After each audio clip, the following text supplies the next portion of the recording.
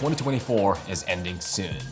There is a premonition of new cameras next year, but which Sony cameras should you get now?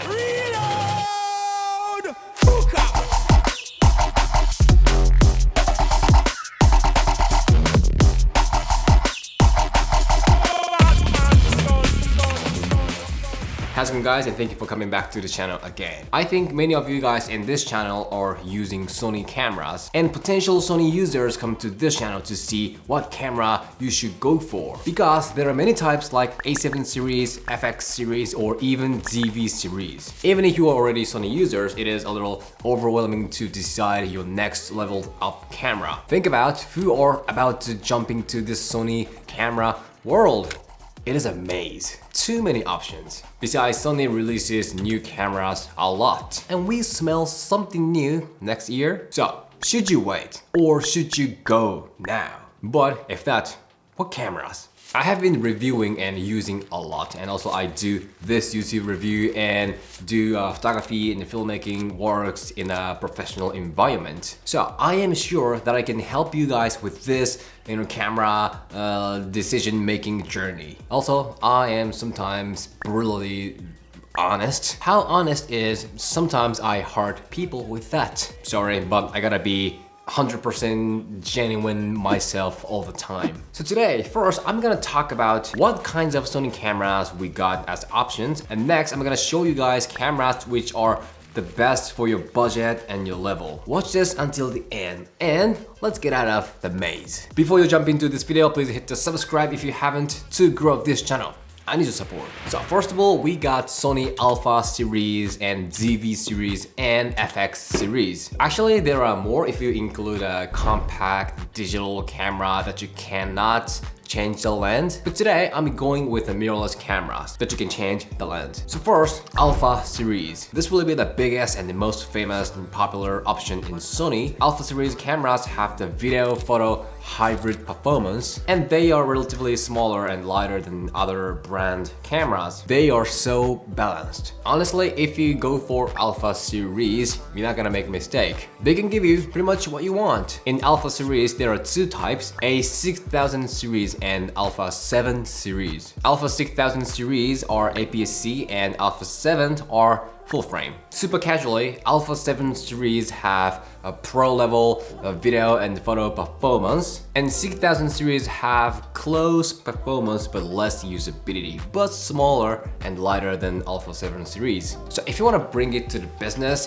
do a bunch of big budget gigs, A7 series might be better for you. But A6000 series will do in a professional situation as long as it's not a big budget with many creators in that. They are more like for social media content creation. But there is something that can do in social media content creation, ZV series. ZV series have E1 and E10. Basically, E1 is full frame and E10 is APS-C. The way to think is pretty much the same as Alpha series. But ZV series are more like easy and simple vlogging cameras so that many people can handle. Sometimes Alpha series cameras are too complicated for people who just want to have, fun and capture their life moment and shoot some photos and videos for Instagram and TikTok. ZV series are better in that. They are so compact, but the performance is pretty good. They can blend in your life smoothly and naturally. So you want to come into the videography in a professional level, FX series are good choice. As you can see, FX series look totally different. It tells us I am pro. But yeah, that's true. Their video performance is crazy. Not only the image quality, they got a super efficient usability that can boost your shooting. And there are several choices, FX30, FX3, 6, and 9. You can choose your best model depending on your budget and things you need to shoot, but every model is legit pro video camera. Okay, now let me give you my suggestions depending on the budget and level. First, around 1K, beginner to intermediate. Sony ZV-E1 Mark II. This might be the best choice for this budget and level. If you pair up with this kit lens, it's still affordable, but what you can get is more than money you pay. It shoots 4K up to 60 FPS and 26 megapixel high quality photo. It is a new camera, so it got a Sony's latest technology, such as Genius autofocus system like a real-time tracking, but it is a compact size because it is an APS-C camera. You know, APS-C lenses also tend to be small and compact, light, and also inexpensive, so you can make the total setup smaller than full frame setup with a lower budget. But you are promised to have high quality video and photo performance. I think you can't do everything with this, like you know, Sony flagship cameras, but this is more than enough to learn cameras. And also this is even better in capturing live moments than big, expensive flagship cameras. I haven't made a review of this, but I'm gonna. Stay tuned. So next, around 1.5K to 2K. Intermediate, Sony A6700. This is the one. You know, this intermediate, this position is kind of tricky because you want to use the camera for your personal thing, but you want to potentially make some money by camera, you know, doing shooting client works. So the camera has to be pro, but you don't want to make it too like exaggerated, too obvious, too big, because you want to use it every day. So A6700 is perfect. First of all, I get a legit pro level video performance that FX series have, like 4K 120 FPS slow motion, a 4:2 10-bit color which gives you the maximum color potential that the camera has. Also, you can import your LUT into the camera so that you can see the actual color that you're getting when log shooting, which can work super well when you do some promotion works. But look at this size, it doesn't bother you when you carry this. Still, it can be the go-to camera in your life. The possibility and potential that this A6700 has allow you to do anything you want. If you're starting out now and you wanna enjoy the camera life and also you wanna potentially do some shooting works, this 6700 is perfect. If people ask me to recommend only one Sony camera, that'll be A6700. But if you want more, this FX30 is great choice. I would say Sony was genius because they produced this FX30. Inside the spec is pretty much same as A6700, but its usability and customization are way better, especially for more serious situation. I actually use this for professional shooting work situation, but this is making everything easy. More specifically, this doesn't overheat. As you can see, this got a cooling fan like this, so no matter how long you shoot, it doesn't stop. Also, you can have 16-bit ProRes RAW through HDMI recording, so you can have more color potential than log, which 6700 doesn't have. By the way, it got a good photography performance. Some people say it's like a FX30 has an awful photography performance, but it's not true. It can shoot 26 megapixel raw photo, but it doesn't do a continuous shooting. So when it comes to that, you know, photography performance, I think like 6700 is better hybrid camera than FX30. You know, FX30 is more shifted to videography. This is the entrance to the Sony cinema world, and you can have it with around 2K. So I recommend this FX30 for people who wanna be the videographer from the beginning. So FX30 has an amazing video usability and performance. I have been saying this, you know, not only in this video, in my whole YouTube channel. And you can boost it if you use some camera accessories. So now let me show you guys some gears I use for FX30, especially for the client shooting work situation. First of all, the cage is important. It's gonna be the base of everything. For that, I like this HawkLock cage. This HawkLock system is so versatile. It got a NATO rails all over the cage, so you can attach and detach the camera accessories super easy and fast. Depending on the kit, you can get this XLR handle extension and this, the grip strap, by the way. I am so secured with this grip. Right now, it's not a heavy setup, but if you use some heavy and chunky lens, you wanna use this strap. Also, there are some HawkLock system accessories, such as this HawkLock quick release plate and the monitor mount, and also this side handle. Everything has the HawkLock quick release thing for the NATO rail, so you can place, for example, this one on this top, and you can attach this one on right here. See? That's it. And you just can take it off. Super fast, but it is solid. You know what? I love this side handle so much. Like I showed you, you can attach and detach super easy and fast, but it stays so tight and it rotates like this. So this works so powerful when you shoot low and high angle. It gives you the reliable and huge stability when you do that. And this color. I used to use a different case, but now I like this better.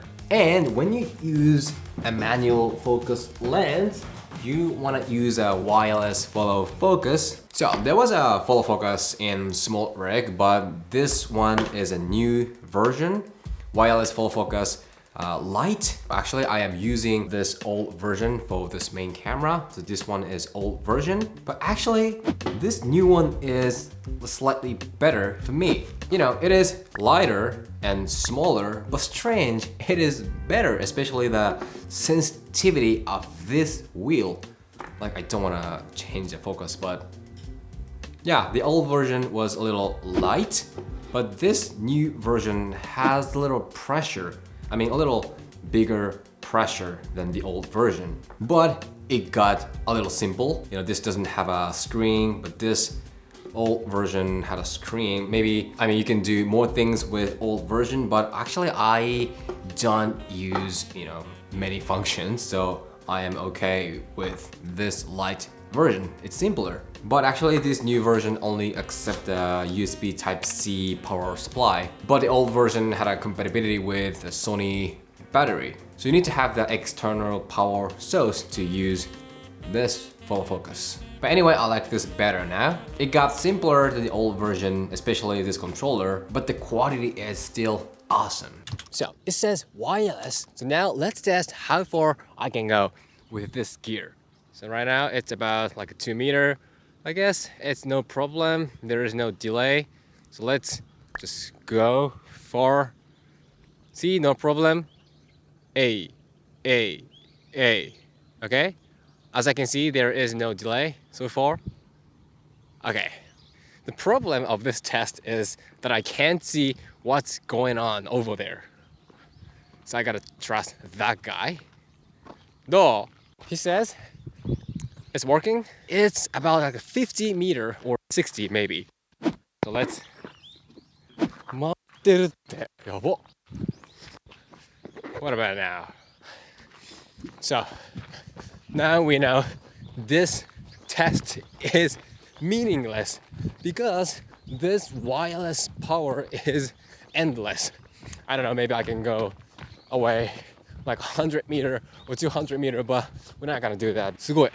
And recently I started using this matte box. I love this so much. So what I love about this is the versatility. First of all, this got a adjustable clamp which can fit from 67 to 82 mil filter size, so you don't need to use a step-up ring. You can put this on any lenses as long as they are in between 67 and 82 mil. And next, this comes with those CPL and VND filters. You know what? They are magnetic, so it is super easy to put on like this. So this one is a CPL1 and this one is CPL2 and VND 225 stops. So I'm gonna combine those two things just like this, and you can control VND by this wheel. Oh my god, I love this so much. And there are some more filter options like a mist filter. Also, this is compatible with some system. So what kind of toolkit are you using? This one does everything. So this is 10-in-1 multifunctional kit. Not only for shooting, this helps in your daily life. Also super important gear, V-mount battery. One of weakness of FX30 is the short battery life. You need a V-mount battery to cover his ass. This SmallRig VB series is a great option. I talked about it before in this video, so go check it out if you want to know more. But recently they released this orange and green, but they are so cute. So FX30 is great, but you do photography jobs as much as videography, then go for A7IV. Actually, if you don't know how much you do photography or videography, just go for A7IV. This does both at the pro level. Photography performance is top-notch level. The quality is of course amazing, but the functionality is pro level. You can do many things with this. When it comes to the video, I would say not better than FX30 because this overheats sooner than you think, and I don't like it. When it comes to the video, you want to have the reliability and stability and also stamina. FX30 is better, but this A7IV has a better hybrid performance and it's full frame, so strong and low light situation. So I think this A7IV might be the popular option for people who want to be the content creator. So my suggestions are over now, but there are more than pro cameras, but that depends on how you put this word pro. If you need to go with the flow in that environment, such as the standard camera of this team is FX30, which is full frame, so lenses will be full frame as well. If you join that team, you need to have FX3. Accepting and handling situations are also one of the things that pro does. In that case, you need the pro camera, and that would be FX3. If you put this pro like a pro cinematographer in a movie making industry, that would be like Venice or FX9, I don't know, but not A7IV. In my opinion, if you talk about more than pro, you need to widen your perspective. I get it that you go for Sony cameras for content creation regardless of paid and not paid, because living with Sony is easy.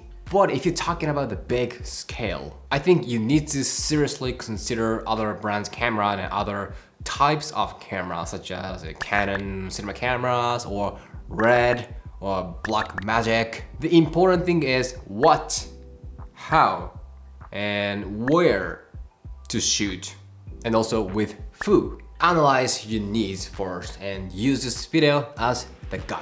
Okay, this is it. So what is your suggestion? Beginner, intermediate, and pro? Let me know your thoughts in the comment. I really hope this one helps you to make a decision and step into the camera world. Don't wait.